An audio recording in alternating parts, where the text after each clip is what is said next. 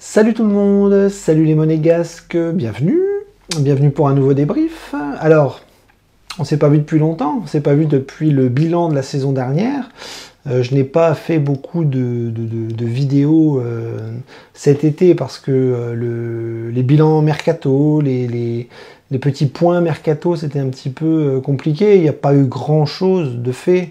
On a eu très peu d'arrivées pour très peu de départs. Finalement, on arrive déjà à la mi-août et on ne peut pas dire que le mercato de Monaco est flamboyant. Donc, j'ai pas fait beaucoup de vidéos. On sait qu'il y a 2 personnes qui sont arrivées, 2 joueurs, un gardien et un défenseur central, donc Keun et Salisu. Et au niveau des départs, à part Dissassi, on n'a pas fait grand-chose. Donc en fait, on attend un petit peu la fin du mois d'août pour parler mercato, mais là, les choses sérieuses reprenaient et on a repris le championnat.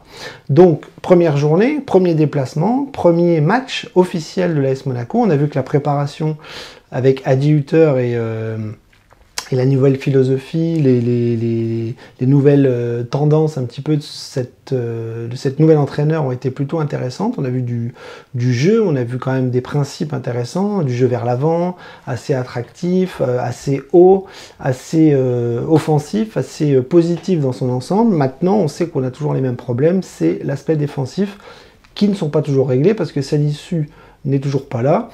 Et les autres recrues non plus. Donc bref, une préparation plutôt intéressante, et on avait hâte que ça commence. Donc première journée, déplacement à Clermont, match qui n'était pas complètement inabordable.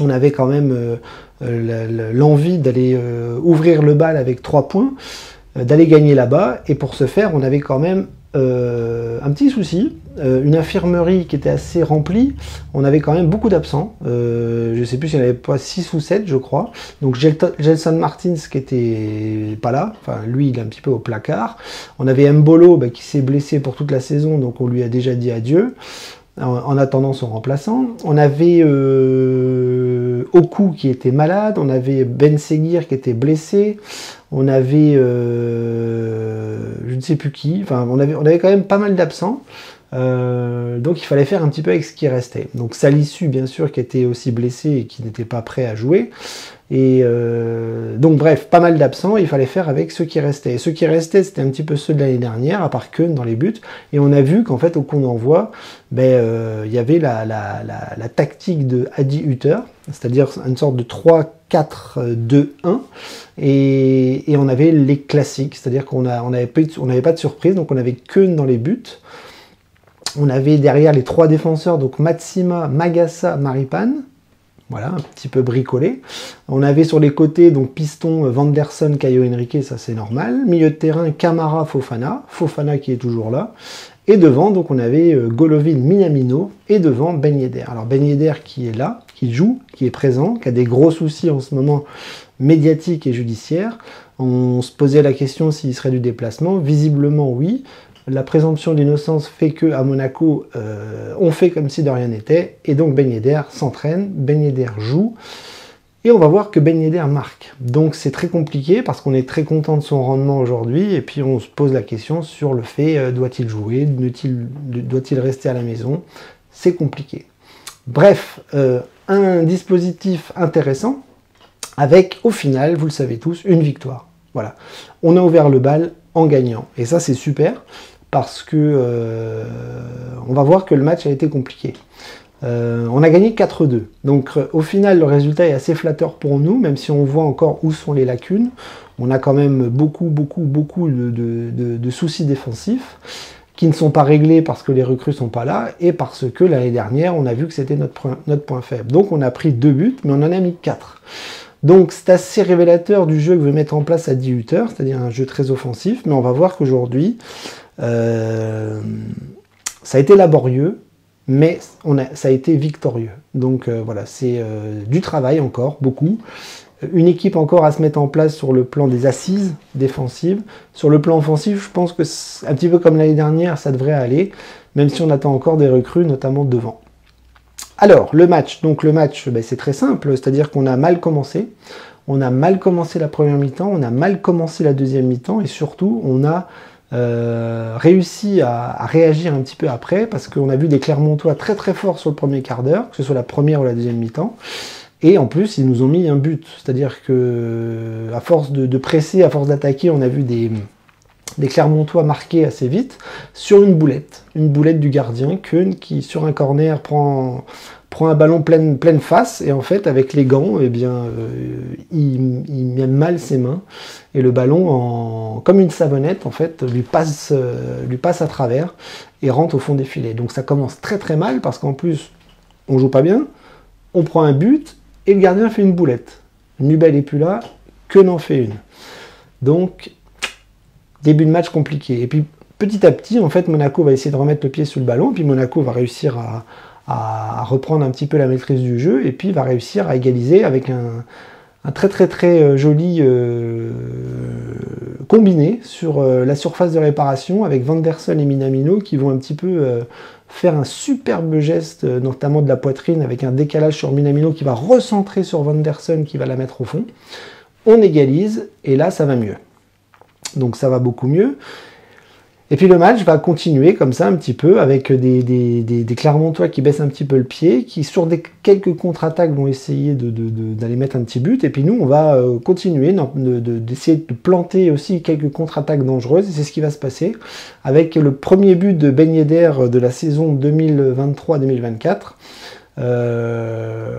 Voilà, Ben Yedder qui va marquer un très très joli but aussi sur un combiné, voilà, sur le côté gauche, avec Fofana qui rentre côté gauche, qui va frapper sur le poteau, elle va revenir dans les pieds de Ben Yedder qui va la mettre au fond. Donc 2-1, on est bien, on est mieux, on a mal commencé, mais on finit bien. Donc à la mi-temps, on est devant, et donc on se dit, voilà, c'est encore un Monaco en demi-teinte, parce qu'il y a le Monaco de l'année dernière où défensivement on prend des buts et on n'est pas serein, et devant, ben, sur quelques combinaisons, on arrive à faire la différence face à des Clermontois qui sont quand même censés être un petit peu en dessous de nous.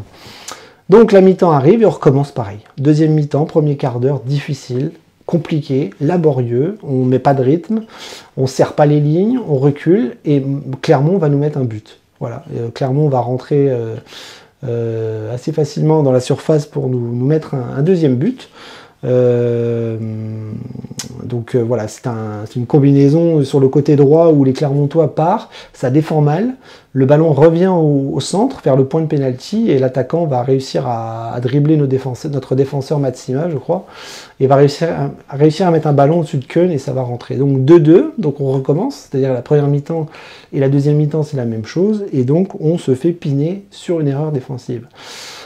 Et rebelote, comme la première mi-temps, la deuxième mi-temps, on va reprendre un petit peu le jeu en main, on va réussir à être un petit peu plus précis, et on va réussir à mettre un troisième but, avec un but très très bizarre, parce que c'est encore une fois Minamino dans la surface de réparation qui va rentrer côté gauche, qui va centrer loin au deuxième poteau, et je crois que Vanderson essaye de redresser le ballon, et là en fait il y a un changement de plan au niveau de la caméra de la télévision, et je vois pas le but, et en fait c'est Ben Yedder au premier poteau qui pique, et qui va la redresser au fond des filets. Donc 3-2. Là, je pense qu'on a pris l'ascendant psychologique, et donc vers la fin du match, on va réussir à maîtriser à peu près les choses, malgré des arrêts de jeu monumentaux. Je crois qu'il y a eu 20 minutes d'arrêt de jeu dans tout le match, 9 minutes en première, 9 minutes en deuxième, plus quelques secondes. Donc c'est énorme. Les joueurs étaient cramés, bouillis, crampés, c'était terrible. Mais on va quand même réussir à mettre un dernier but avec Akliouche, voilà, qui va rentrer dans la surface avec ses coéquipiers. Donc sur le côté gauche, voilà, je crois que c'est Diatta qui va se faufiler côté gauche, qui va centrer, et qui va la mettre sur Akliouche, qui la met au fond. Donc c'est bien, c'est le symbole d'un jeune qui marque son premier but, et qui clôture finalement une belle après-midi, parce que même si on n'a pas très bien joué, et qu'on a eu de gros soucis défensifs, et qu'on a manqué un peu de rythme, eh bien on gagne 4-2, et ça fait beaucoup de bien quand on commence une saison, en sachant que le mercato n'est pas fini, et que c'est un nouvel entraîneur, une nouvelle philosophie, plein de nouvelles choses qui font que, eh bien, ça démarre bien. Voilà.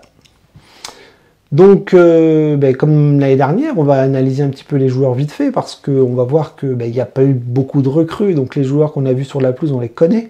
On les a vus l'année dernière, on les a vus il y a 2 ans, on les connaît tous. Donc ce qu'on peut analyser, c'est un petit peu le gardien. Voilà, nouveau gardien avec Keun, Philippe Keun, qui a fait plutôt une bonne prépa, c'est-à-dire qu'on voit que c'est un gardien qui est très très bon sur sa ligne, très vif, très rapide, qui fait des beaux arrêts, qui est assez qui est pas maladroit sur le plan de la vivacité, sur le plan aérien. Voilà, il sort plutôt un peu plus que Nubel. Sur la ligne, il est bon, il sort beaucoup aussi, il n'a pas peur de plonger dans les pieds des attaquants. Enfin bref, c'est un joueur assez complet, assez vif. Sur les 1 contre 1, il est assez bon aussi parce qu'il a tendance à bien couvrir l'espace de son but. Et donc, c'est assez intéressant dans le profil. Maintenant, il commence mal parce qu'il fait une boulette. Donc c'est un petit peu la malédiction des gardiens. Hein. Depuis Subasic, on voit que les Benjamin Lecomte ont fait des boulettes, que les Nubel ont fait des boulettes, et puis Keun qui ouvre le bal en faisant une boulette. Mais, malgré sa boulette, il s'est quand même pas mal rattrapé quelques minutes après, et il a fait quelques arrêts intéressants, notamment des 1 contre 1, des frappes, des balles. Il s'est fait peur aussi sur quelques mines envoyées par les Clermontois sur le poteau. Mais voilà, donc je pense que Keun, c'est pas un gardien extraordinaire, c'est un gardien qui a du potentiel, qui a des qualités, qui a aussi des défauts, qui va devoir améliorer à Monaco. Mais voilà, on voit qu'il y a quand même quelque chose d'intéressant dans les cages, avec un gardien qui, on l'espère, va encore progresser et va nous sauver les miches parce que il se fait quand même pas mal allumer à cause de notre défense. La défense, voilà, c'est ça le point noir, c'est le trio Matsima, Maripane, Magassa. Magassa qui n'est pas censé jouer là, c'est un milieu de terrain qu'on a redescendu. Alors il est très bien, il est très bon, il a beaucoup de qualité, mais il est très très jeune. Et on voit que sur ce match, il était un peu énervé, il a pris un carton jaune, il a fait des fautes un peu bêtes, mais bon, voilà, c'est l'apprentissage. Il n'est pas forcément à 100% et au top pour être titulaire, mais en tout cas, il dépanne bien en attendant l'arrivée de Salisu. Et puis à côté, il y a Maripane, toujours les mêmes défauts, toujours la lenteur, toujours les difficultés à se retourner rapidement, à être bon dans la course et dans la vivacité. Maintenant, voilà, il a un peu plus d'expérience et il va sûrement être titulaire toute la saison aux côtés de Salisu et peut-être une autre recrue. On parle de Tosin Adarabioyo, je ne sais même pas comment on dit, enfin le joueur de Fulham qui n'est pas encore là. Mais en tout cas, on voit qu'on va remanier la défense parce que la défense de cet après-midi, c'est sûrement celle qu'on ne verra plus dans les semaines à venir. Donc voilà, une défense en grande difficulté sur le match avec deux buts encaissés. Et puis, voilà, des points noirs qui persistent, notamment les mêmes que ceux de la saison passée. Sur les côtés, c'était pas mal parce que les Pistons, c'est un poste important pour Adi Hutter dans son système, c'est-à-dire que les Pistons font beaucoup de travail, ça monte et ça descend beaucoup. Vanderson a fait un très bon match, il a amené quand même pas mal de phases offensives, beaucoup d'actions, il a même marqué un but, il en a fait marquer aussi. Donc un très bon match de la part de Vanderson. Caio Henrique aussi très bon sur le plan offensif, un peu plus en difficulté sur le plan défensif. On a vu qu'il était complètement cramé à la fin du match. Mais voilà, c'est deux joueurs sur qui on va beaucoup compter parce que le système de Hutter tient aussi par les Pistons dans ce système assez offensif, attractif et pas très latéral. C'est-à-dire que voilà, lui Hutter l'a dit, il n'aime pas la latéralité, lui il aime au contraire jouer de l'avant, aller jouer très très vite de l'avant pour essayer d'aller marquer des buts. Au milieu de terrain, on a vu que ça a été compliqué aussi, encore une fois, Fofana pas dedans. Pas du tout concerné sur certaines phases. Il a amené aussi des choses intéressantes par moment, mais on voit qu'il a des sauts de concentration, il a des sauts Techniquement, il fait des bêtises, il perd des ballons, il fait des mauvaises relances, et voilà, donc un coup c'est bien, un coup c'est pas bien, donc c'est assez agaçant dans ce rendement. Camara, trop énervé, trop dans l'impact physique peu maîtrisé. Il a pris un carton jaune, il aurait pu prendre un rouge. Il a fait des vilaines fautes. C'est pour ça qu'il est sorti à la mi-temps à la place de Matazo. Camara va vraiment falloir qu'il se calme parce qu'il va pas faire beaucoup de matchs si ça continue comme ça. C'est-à-dire qu'il est très très fort dans l'impact et dans la récupération, dans le physique, dans l'énergie, dans la niaque et tout ça. Mais alors il faut qu'il maîtrise ses gestes, il faut surtout qu'il maîtrise ses tacles parce qu'à chaque fois on a l'impression qu'il va le découper celui d'en face. Donc attention. Mo Camara, attention. Devant, eh bien intéressant parce que même si Golovin a été un petit peu en dessous cet après-midi, on a vu que Minamino était quand même dans pas mal de coups. Alors Minamino, ça va mieux, c'est pas encore extraordinaire, mais on sent qu'il est plus à l'aise dans ce système-là, il est plus à l'aise avec Hutter, il est plus à l'aise avec le dispositif, et donc il a tendance à s'épanouir un peu plus et à être un petit peu plus dangereux. Alors Minamino, c'est toujours intéressant parce que même si l'impact physique, il a du mal, on voit que techniquement, il a beaucoup de ballons. Et moi, ce que j'aime chez Minamino, c'est cette faculté à se remettre toujours face au jeu et essayer de jouer de l'avant. Et je pense que Hutter, c'est ce qu'il aime bien. Comme il aime bien jouer de l'avant et jouer vite, il a tendance à être assez fort là-dessus. Donc Minamino, une bonne prestation, Golovin un petit peu moins. Voilà, je pense que ça va combiner souvent avec les deux de devant. Puis après, il y a Ben Yedder. Ben Yedder qu'on a beaucoup critiqué ces dernières heures, ces derniers jours, ces dernières semaines. Et là, il répond parfaitement parce qu'il met un doublé. Voilà, donc on peut le critiquer, on peut dire qu'il est fini, on peut dire qu'il a plus sa place, on peut dire qu'au Mercato, on attend un attaquant intéressant. On parle de Balogun, par exemple. Mais Ben Yedder a fait le travail cet après-midi, il faut le souligner. Voilà. Merci Wissam d'avoir mis un doublé qui nous ramène la victoire. Voilà, donc ça c'est pour parler rapidement des titulaires. Et puis on a vu que les remplaçants sont rentrés assez tard, malgré les arrêts de jeu très très longs. On a vu les jeunes, donc Akliouche qui a marqué, Aguilar est rentré aussi, donc Matazo est rentré aussi, Diatta est rentré. Boidou est rentré aussi, donc voilà, ils sont rentrés assez tardivement, donc on les a pas beaucoup vus. On a plus vu Matazo qui a essayé de remplacer Camara, mais lui aussi c'est compliqué au milieu de terrain parfois. Et puis voilà, dans les remplaçants, Akliouche a marqué, et ça c'est assez symbolique et c'est très très bien. Voilà, donc je vais m'arrêter là, parce que c'est la première journée, donc on va pas tirer de conclusion trop hâtive.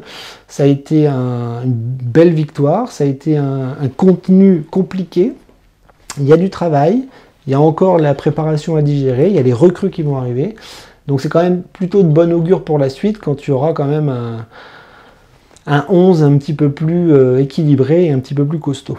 Voilà, donc savourons cette victoire, hein. On a une semaine pour travailler, je crois que c'est la réception de Strasbourg, si je dis pas de bêtises, et puis on va surtout espérer des recrues, parce qu'il y en a une qui arrive demain, Zakaria, voilà, une belle recrue aussi au milieu de terrain qui va sûrement remplacer Fofana ou pas, mais en tout cas c'est une recrue intéressante, et on attend de voir Zakaria, Salisu prêt à 100%, ça ne sera pas pour tout de suite, mais on attend un petit peu de les voir sous le terrain, parce qu'on a pris du physique, on a pris du football, et je pense que ça va upgrader un petit peu l'équipe par rapport à l'année dernière, et surtout, gommer les problèmes défensifs. Voilà. Donc je vous laisse, je vous dis à la semaine prochaine pour un nouveau débrief avec la réception de Strasbourg, en espérant 3 points la semaine prochaine, parce que là, les 3 points à Clermont font bien plaisir.